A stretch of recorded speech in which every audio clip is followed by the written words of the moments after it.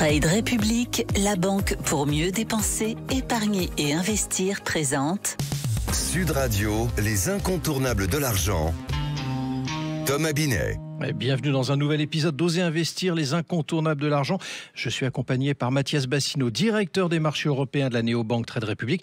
Bonsoir Mathias. Bonsoir Thomas. Mathias, on va parler de la dette. Parce que c'est important la dette évidemment pour tous les particuliers, pour tous les foyers.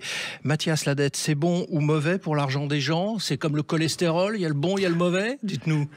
Alors franchement Thomas, j'aimerais bien avoir une réponse parfaitement tranchée à cette question, mais c'est un petit peu plus subtil que ça, parce que...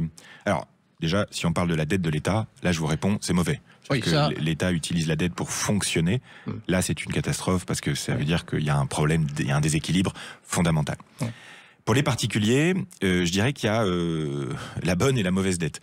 La bonne dette, c'est ce qu'on appelle la dette d'investissement. Quand on emprunte pour de l'argent à une banque ou à quelqu'un, peu importe, pour construire quelque chose, pour acheter une maison, pour construire une entreprise, pour développer un projet qui va lui-même créer de la valeur.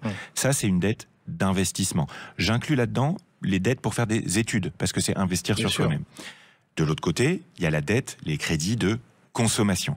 Quand on utilise la dette pour payer ses courses, pour fonctionner, pour faire des achats du quotidien, là, en général, ça déclenche une spirale terrible. Mathias, si on se met du côté des particuliers, c'est quoi la différence entre les deux, en revanche?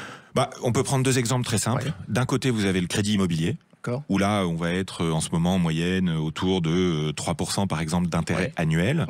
Et là, vous avez des crédits qui sont tout à fait pertinents. Il y a des règles à respecter, bien sûr, il ne faut pas acheter n'importe quoi avec, mais ça peut fonctionner et ça permet de créer de la valeur. Énormément de Français ont créé de la valeur grâce au crédit immobilier. De l'autre côté de la barrière, vous avez le crédit à la consommation. Ça, personnellement, c'est mon adversaire. Les taux sont autour de 6,5%. Parfois, on a même des crédits dits revolving qui montent à 15%. C'est le principe du découvert. Ça, c'est vraiment très dangereux pour vos finances. Et du coup, c'est cher? Alors, c'est hors de prix. Cette année, en France, c'est 20 milliards d'euros à peu près d'intérêts payés par les particuliers sur les crédits à la consommation. C'est un montant qui est très destructeur de valeur, parce que la plupart des gens qui font appel au crédit à la consommation sont des gens qui ont au départ déjà un pouvoir d'achat relativement faible. C'est présenté comme une facilité, alors qu'en fait, c'est très destructeur. Donc, la dette d'investissement, oui, 3,5% c'est bien, 6,5% à 10% sur du crédit à la consommation, c'est une catastrophe. Essayez d'éviter à tout prix de le faire. Du coup, comment on sort de cette situation très concrètement? En fait, ça crée des spirales.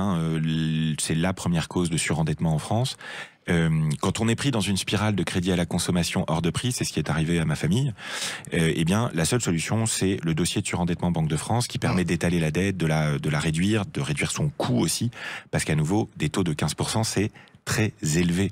Donc faites très attention à ce que vous signez. Parfois, ça va vous faciliter la vie pendant quelques jours et en fait vous détruire la vie pendant des années. Vous évoquez quand même, vous mentionnez aussi le fait d'avoir une dette du fait d'un emprunt d'investissement. Ça veut dire quoi en fait, c'est que on peut emprunter de l'argent pour créer de la valeur. On peut emprunter de l'argent pour investir. L'exemple de base, c'est une maison. Moi, j'aime bien rajouter créer une entreprise. J'aime bien rajouter faire des études ou se former. C'est de l'argent qu'on va utiliser pour quelque chose. Ça, à nouveau, en moyenne, à l'heure actuelle, on est sur des taux autour de 3,5%.